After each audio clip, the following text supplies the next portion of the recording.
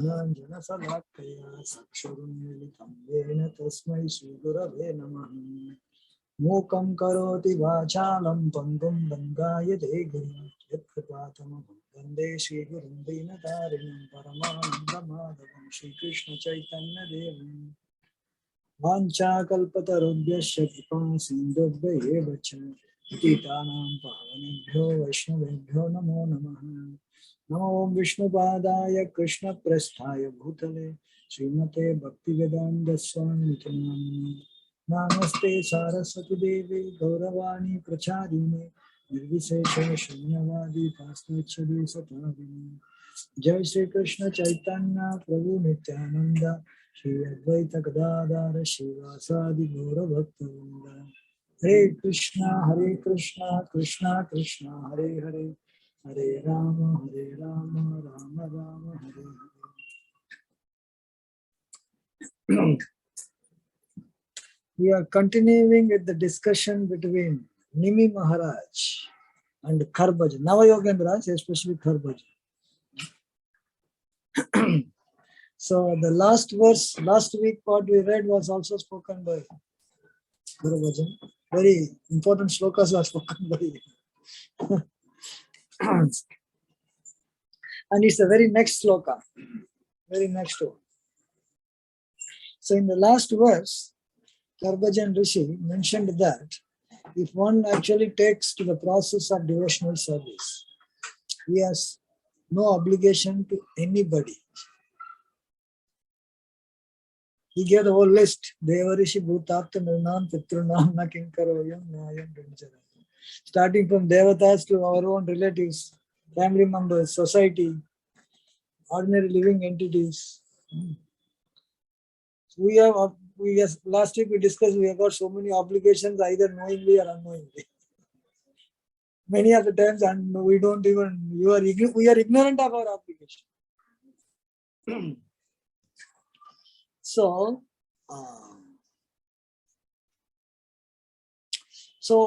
in the previous verse, he mentioned that there is no need to separately try to fulfill the obligations.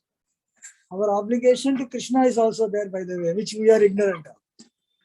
So we fulfill the obligation to Krishna because he is the root cause of the entire creation.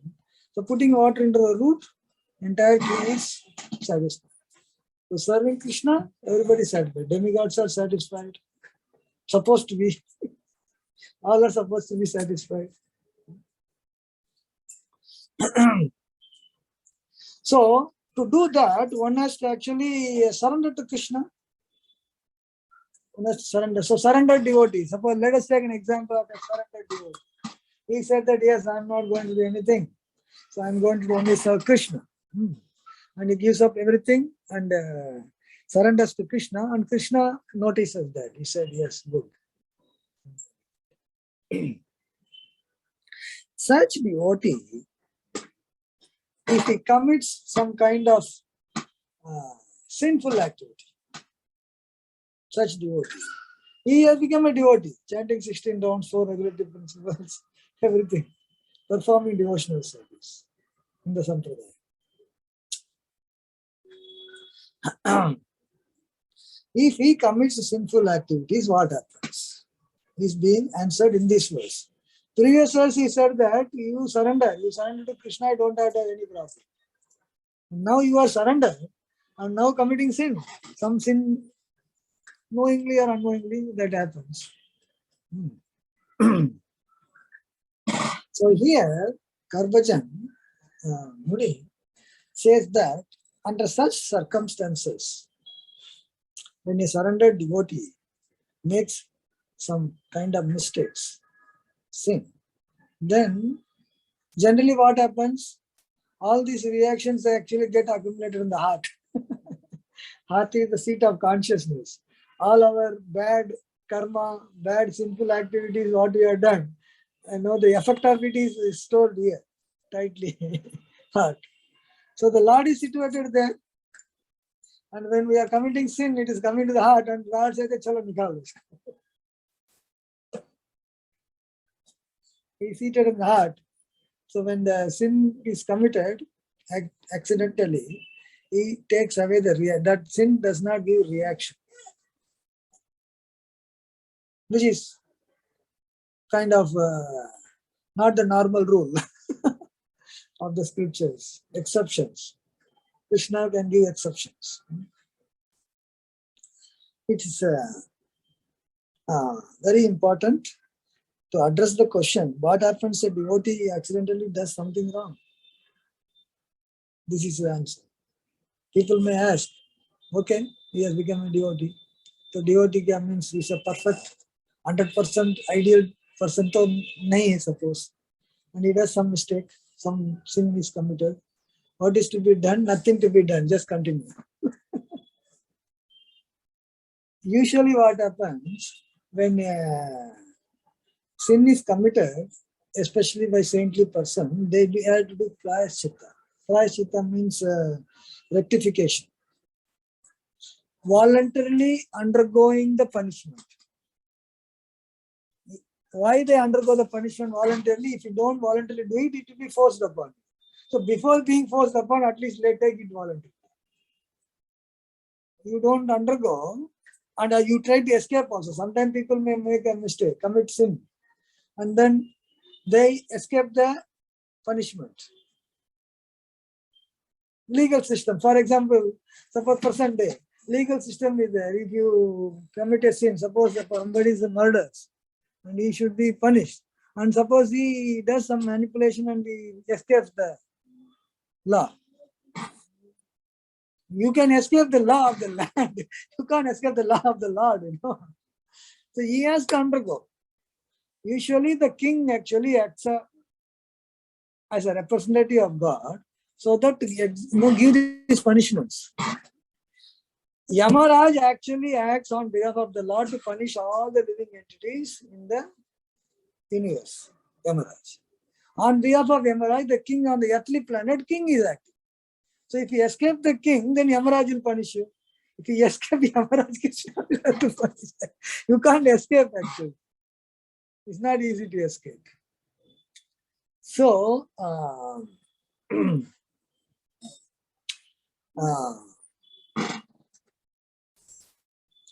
a person who does sinful activities, as I mentioned, he has to undergo the prayaschitta. Here, a devotee, whether he should undergo prayaschitta or not is a question he asked. Here it is said, not necessary. He doesn't have to separately do any prayaschitta. Because the very process of devotional service is so powerful that prayaschitta is done for what? It actually has to rectify your consciousness. Suppose you have an attitude of committing some sinful activity. By undergoing prayaschitta means you are undergoing voluntary punishment. Then your attitude to commit that sin becomes rectified. Next time you will not be committing that kind of sin. To train you not to commit this prayaschitta. It's exactly like when you are driving a car, you suppose break the signal. The cop gives you ticket, punishment, pay the money. It is for what? Next time you remember, it acts as a restraint. It is to actually, because when you give penalty, then it gives little pinch. I don't want to pay penalty. Why I should pay? Next time we don't. So slowly by 2-3 times remembering, then you become used to not committing that mistake. To train. Same way prayaschitta, when you do,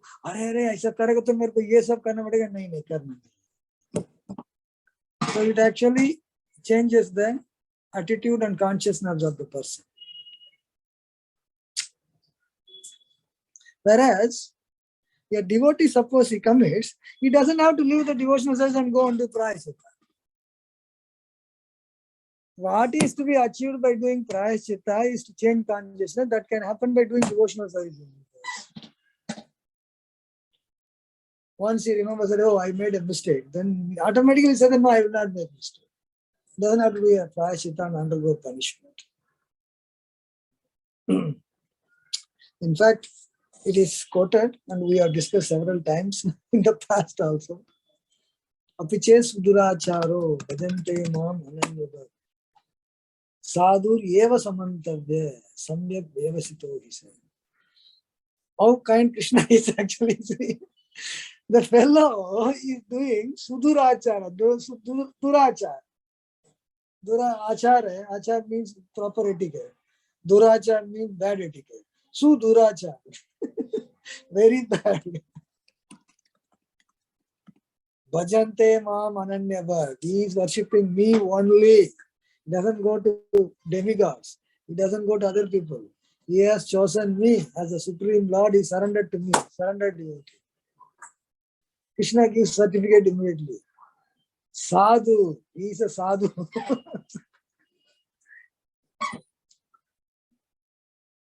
Samyak vyavasito. Shipram bhavati dharma. Again another certificate. The dharmatma. Because he is doing the proper dharma. Savai pumsam paro. He is doing paro dharma. He is doing the right activity. Satchak kantin nigacchati. Kaunteya pratijanehi.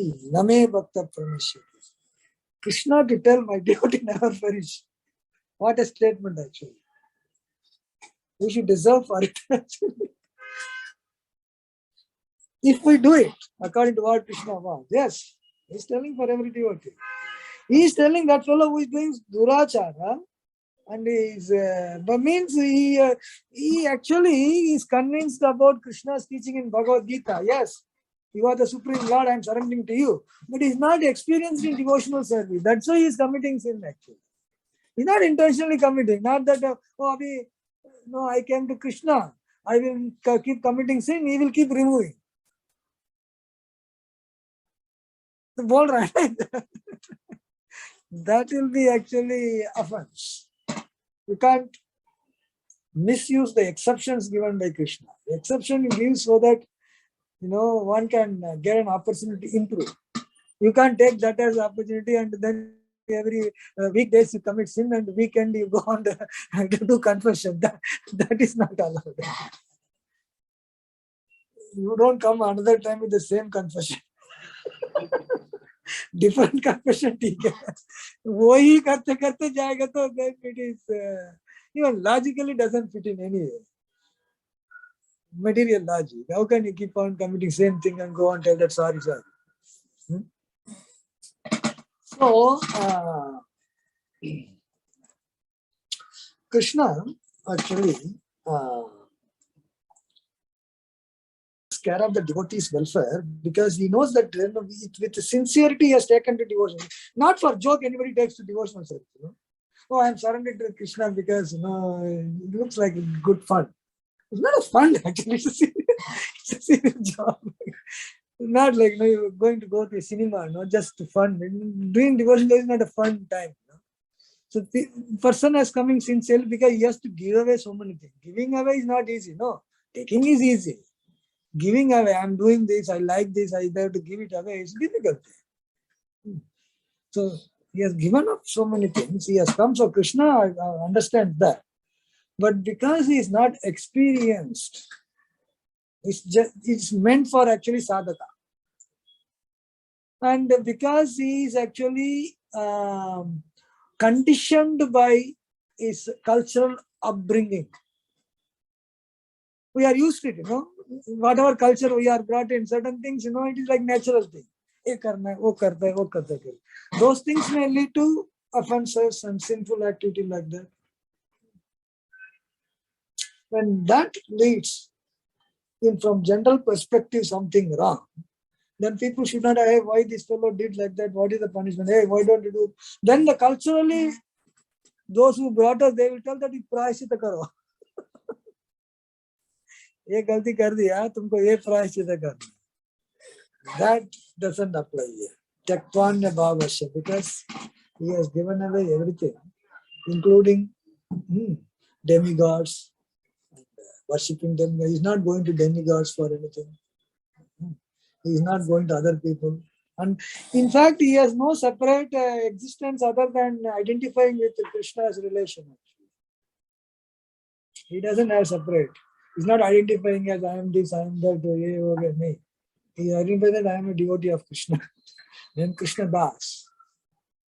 Because of that identification, then Krishna also identifies that oh, he is my devotee. ये मेरा आदमी हो गया, इनको क्या करना पड़ेगा, कुछ तो करना पड़ेगा. It is mentioned that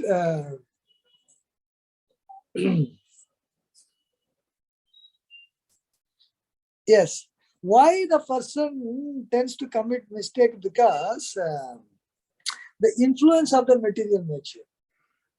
Sometimes he actually may not want to commit something, but then because not able to overcome the Maya's power, quote unquote, he may end up committing something.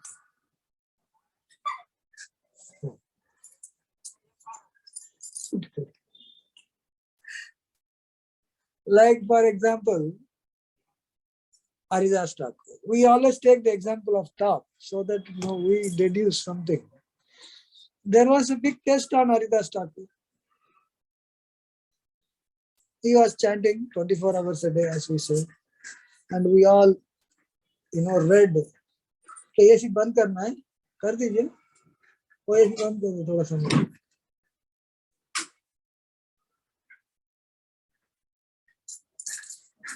Haridas गरम लग रहा है, ठीक है. Haridas Thakur was ideal example is given that he was tested by Maya. A prostitute was sent by an envious person, and in the middle of the night, secluded place, and he's chanting, and this prostitute is coming, and she is wanting his association. Under normal circumstances, it may not be very easy for anybody to overcome this powerful proposal, actually. Generally, what anybody will say that, अरे क्या करेंगे, चलो अभी कल chanting करेगा आज. It's generally expected. But then, Haridas Thakur overcame that because of his pure devotional service. He was really chanting the Suddha Naam. If somebody is chanting the Suddha Naam, and he will be able to overcome. But if a similar test is put on somebody, a sadhaka, what will happen? He may not be able to overcome. That is what Krishna is talking. Maya is so powerful. We are taking the extreme example, which is known to every one of us, by the way. Similar thing can be for money, similar thing may be for position, similar thing may be for something else also, whatever it is. It could be. For a sadhaka, he may not be having that much purity to overcome it. Actually, the devotional service is pure enough to overcome any obstacle, actually. But purity is not that, that's why you are not able to overcome. So, an ordinary sadhaka, if such a proposal is there, then he will succumb. He will engage, and then he will say, "Arey, galti ho gaya hamare se." Krishna said, "ठीक है भाई, tension mat लेना." He removed. He don't have to do anything separate. एक दिन तो गलती कर दिया, अभी बराबर chanting कर, अभी से कर. So there is no need for somebody to do something else to rectify this. Now what he has to do is, he has to chant properly. When similar thing comes, he should be more careful. And he should be not given opportunity to get the chance to come. Don't be alone. इसके लिए तो आश्रम में साथ में रहते हैं, क्योंकि alone रहेगा तो हरि बोल हो जाएगा. Because mind can get very easily convinced when you are alone. When you are with 4 people, वो बाज वाला देखेगा तो अरे वो क्या सोच रहे हैं, कैसे वो चुप करके बैठ जाएगा, नहीं जाएगा बाहर. इसके लिए ashram is made so that in the association, each one protects each one else. That is why ashram is there, so that people, even if the Maya is trying to attack, Together you can win.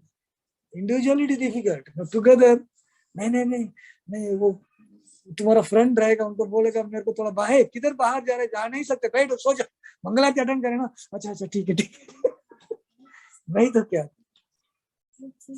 So the Maya's power can be overcome by the power of our devotional service. Even if one is not able to overcome, then he has to take the precautionary measures so that whatever committed, whatever dirt came, Krishna will remove. But we should be careful enough not to bring more dirt. That is what is explained here. And it is even stated that even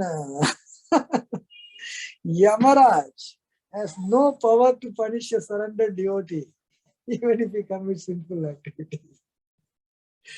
A devotee goes outside the jurisdiction of Yama, because Yamaraj, in fact, is the person to punish the sinful people appointed by Krishna. For all the sinful people, Yamaraj is actually giving punishment on behalf of Krishna, actually. He is a representative. So that Yamaraj also gets an exception list. सबको punish करना है, मैं list दे देता हूँ, उसमें छोड़ देना. The classical example is given of Ajamil. He deserves to be punished actually because of all the sinful activities. But he was, in the very beginning, he was a religious person. Then Maya attacked him. See, Haridas Thakur could overcome the proposal given to him. But for Ajamil, proposal was not given. He only saw things happening and he got succumbed. Can you imagine? It is not that prostitute came and asked him to be with her. He went to the prostitute actually. Ajamil. This is the case of the ordinary devotee. Because he was overcome by the Maya's power by just looking at somebody doing. He went and gave proposal and he lived with her and he committed throughout the life from that point onwards till his death so many sinful activities. What category he fall? What devotional service he has done? He has not done he was not even a sadhaka actually. He was a smarta brahman. He was doing religious brahmanical activities and fell down. And he didn't do any sadhana. Only did what he did was sinful activities. And that person chanting the names of Narayan, calling his son, still he was saved. He is taken out of the jurisdiction of Yamaraj.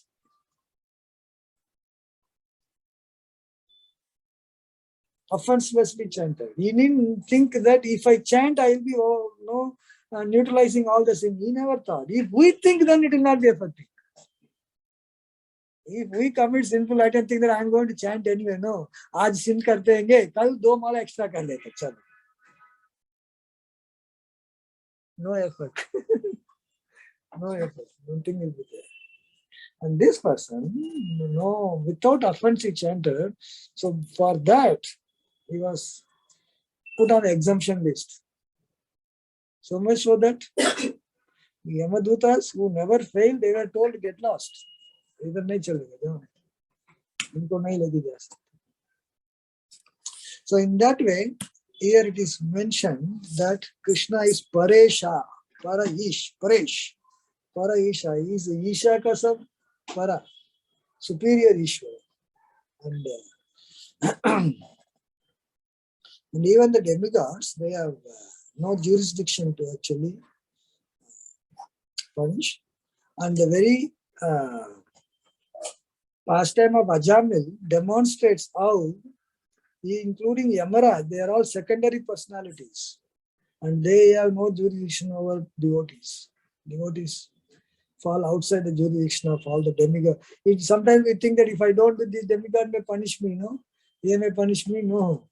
Here, Yamaraj, who is authorized to punish, himself cannot punish. What to speak of others? Nobody is going to punish.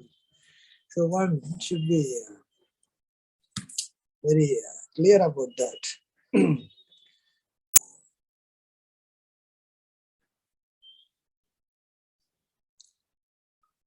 Another thing mentioned here is how come the devotee disobey the Supreme Lord? Because Shruti, Smriti, they are stating that these are the principles you are supposed to follow. And they are direct orders of the Lord. What are the Vedic, injunctions are there? They are directly coming from Krishna. And you are devotee of Krishna, you should follow Krishna's instruction. Krishna says you don't do something, you should not do it. How you are breaking it? And how after all Krishna can tolerate also? Suppose the teacher tells, please do this. Student doesn't do it. The teacher gets angry, no? Punishment deta hai. Hey, bench ke upar khada ho jao. आजकल तो corporal punishment नहीं दे सकते, but then at least child abuse. So how is that? Krishna tolerates the indiscipline of the devotees. Indiscipline. So here the specific word mentioned is Priya Share. The devotees are very dear to the Lord. Because of millions and millions of people, somebody came to surrender. Manushyanam sagasreshu kaschin aditi siddham.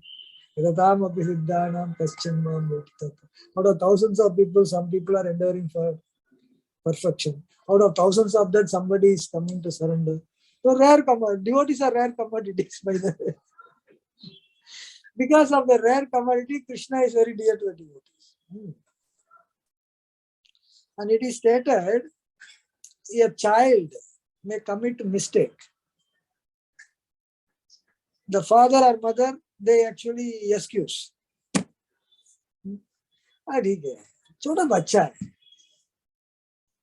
You don't take especially if one child does mistake, everything can be excused. Other child, strict rules have to be applied. If a neighbor child is doing, hey, what is it? Itna bada ho gaya, abhi bhi aise kar rahe. Neighbor child, we may apply the normal rule. Our own child does it. छोटा बच्चा है यार, ये ठीक हो जाएगा बात. Small child, ये बड़ा भी होगा, उसको बोला child. It's a small child. Okay. ठीक है. Next time. Same thing. Krishna doesn't take any offense of the child committing offense. It depends upon the person. If you are committing offense against somebody, that person doesn't take what. That doesn't mean that you keep on committing offense. But then Krishna, exactly like a father, will not take really any small mistakes committed by the child very seriously. The same way, Krishna actually does not take it seriously. He knows that as long as whole bottom line is you are continuing devotional service. More seriously, if possible. If one seriously does it, even if he committed mistake, when he actually in the association of the devotees, when he reads the scripture, when he finds it is a mistake, he will actually reflect, automatically he will not commit next time. What Prayaschitta is supposed to create an effect, the devotional service by the association of the devotees, by the scriptures, one will be given that kind of understanding that he will not commit. So this committing offense is not something permanent phenomena for a devotee who is serious candidate. He naturally will change himself without even other person telling him. That is quite possible.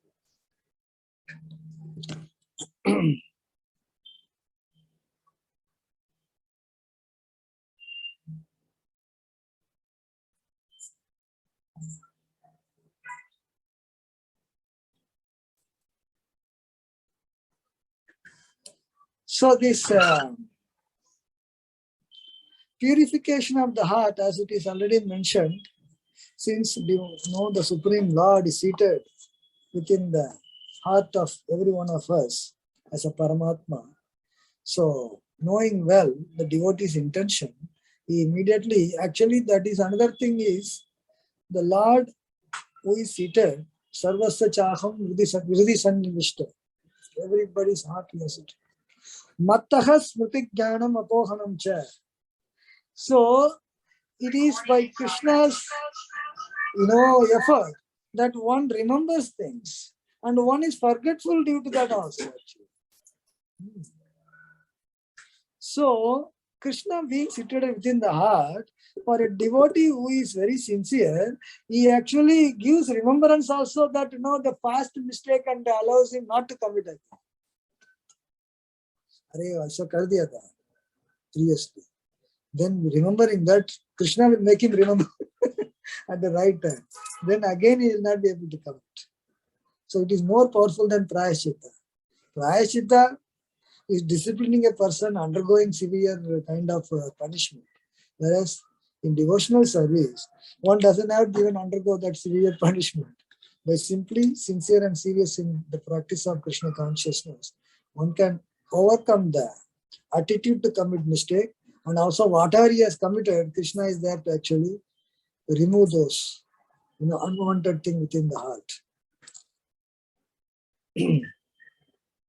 So in this way, when one continues his devotional service sincerely and seriously, he actually makes progress so that he can achieve the perfection. Perfection means you are completely purifying the heart also. So that is possible. Whatever unclean things are there within the heart, by the process of devotional service, which is so powerful, one can actually overcome all those things and surely achieve the perfection of going back home, back to God. So these two slokas are very nice. Karbhajan Rishi, how surrendering to Krishna, one doesn't have any obligation to anybody else in the previous verse. And in this verse, once one has surrendered like that, and even if accidentally some sins are committed, one doesn't have to worry about it. And Krishna takes care within the heart and makes sure that the devotee progresses in devotional service and achieves perfection. We'll stop here. Any questions?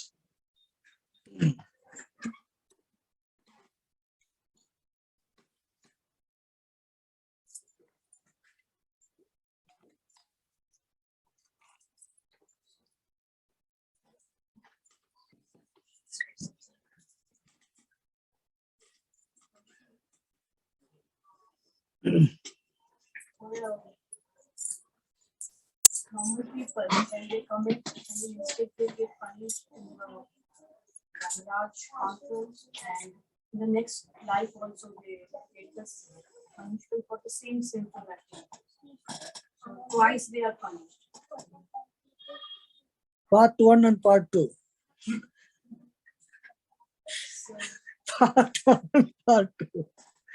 It is exactly description how it is executed. Full information we don't have. But then there are certain things which one has to undergo in the Yamaraj court. But then it's a continuity. For example, somebody has to become a dog. What punishment is given is to train a person in dog consciousness in Yamaloka. Forcefully he is trained so that when he takes a dog body, he feels very normal. I give the example of pig. Pig eats stool, right? But human being, you can't imagine, right? So this person is taken to the court of Yamaraj and he is fed stool only forcefully. First he doesn't like it. Fed, he gets fed up. At some point of time, it becomes like normal for him. By oil. At that time, when he's given the hawk's body, he doesn't feel odd with the stool. When he sees that, this is my food, So the consciousness is trained. Repeatedly, you keep doing something, then you get used to it, actually. You get used to it. So it looks like a punishment, right? So it is like, force, ये सब हो गया. Normal हो गया. आने के बाद he is in the body of your heart. Do you think it's a punishment? No, it's a second part actually. उधर training दिया, अभी real actual चीज है इधर. दोनों may look like punishment from normal point of view. It's part 1 and part 2. question is for you say for a completely surrender soul, exemption. Lord himself gives such exemption. So for surrender means for 99% even surrender, 1% is remaining. For that soul also the same rule apply. Basic surrender is you accept Supreme Personality of Godhead. And you say that you are my only worshipable Lord. I am worshipping you. I am chanting 16 rounds. I am following 4 regulative principles. You are on the list of Krishna. Otherwise, there is no need for him to come and remove all the sins. No, only we do these things. So it is meant for us. It is not reserved for pure devotees actually. उनके लिए exception है ही नहीं. उनको क्या जरूरत? This is for sadhakas.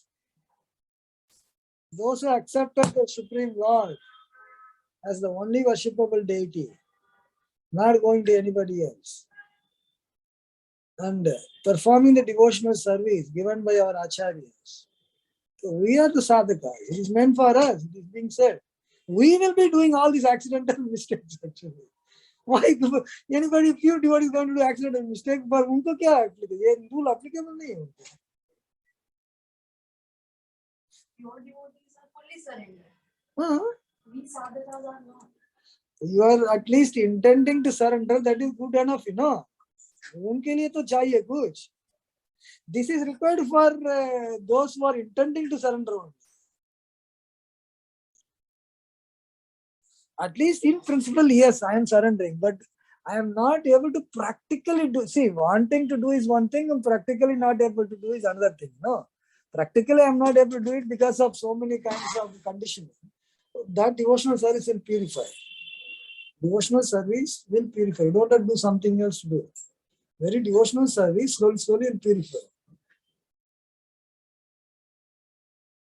Acceptance first. At least I am accepting Krishna. People are not accepting. No, they are outside the category. Accept. Bhagavad Gita, I accept. I have to follow, but I am not able to follow. For them only, he is telling. Apiche Sudrachara kiske liye? For pure devotees. Sudrachar क्या करेगा? वो तो आचार. No, he is teaching आचार. No, वो सुधराचार करेगा. He is telling for the sadhakas. He is telling for the devotees who are not able to come to the pure level. To bring this fellow up is the most important task. No? That is what it is being done. Yes. In principle, somebody accepts Krishna. In principle, execute devotional service. In principle, wanting to do it. Because of different other factors, he is not able to do it for them.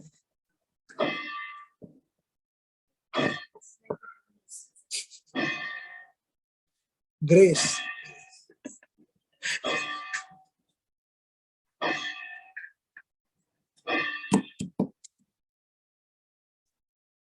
Anybody else? You had something? Based on this only, like it is said that a guru does not abominable act, then you can reject the guru. So why this is not applicable? Not applicable what? If this same principle, like be careful, it's a No, Krishna is not rejecting. No, the disciple has to find another shelter so that he can be safe in the safe hands. No, this is meant for the disciple. Huh? Sorry to interrupt. What is the question? The question was like the same way that it said that when a guru does an abominable act, then you also reject the guru. So why not the same principle? If a guru falls down, suppose, then it is said that a disciple is supposed to find another shelter. And that means he is rejecting. So why this rule is not applicable there, not to be rejected? There is a two perspective from Krishna and perspective from the aspiring devotee. From Krishna's point of view, Krishna is not rejecting. That is what we are discussing. Krishna is not going to tell that you have fallen down, we are rejecting you. What to speak of Krishna? Even Prabhupada did not reject. When some people fell down, Prabhupada always showed mercy to them as a devotee. But the problem is accepting the position of a guru, whether after fall down that position can be continued or not, from the point of view of the disciple. Because disciple needs a proper shelter for his progress. But that cannot happen with this person who is not up to that standard.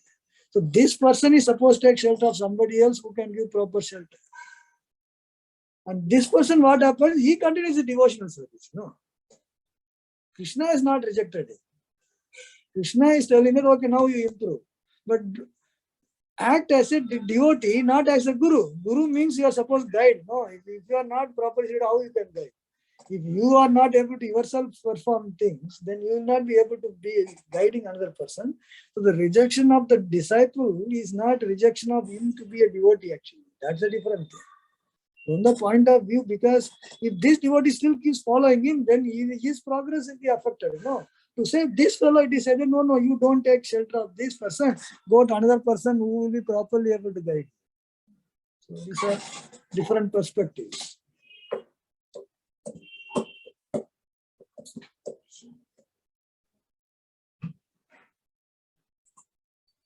You have a question? Why you are sitting in the back? You have so many seats here. Come to the front. She is. Oh, okay. Where do you study? Bhavans. Bhavans. Andheri West. Okay. उनका question है, तुम्हारा भी question है कुछ? Will Krishna forgive you if you have unintentionally killed an animal?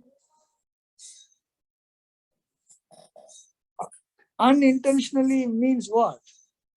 By mistake. Like driving a car, banging on somebody. Yes. So those things certainly unintentionally, when sin is committed, then definitely it will be forgiven. Very serious thing would be intentionally somebody doing, because effect will be not forgiven that easily. But then unintentional, suppose you are walking without your knowledge, you just stamp on your ant.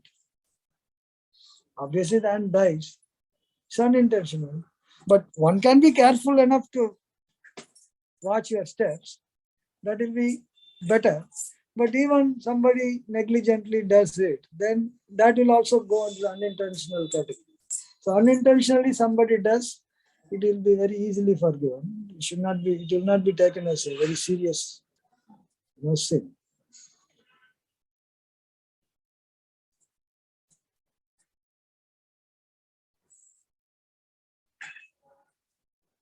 Anything from our online devotees? Sridhar Swamipad, anything?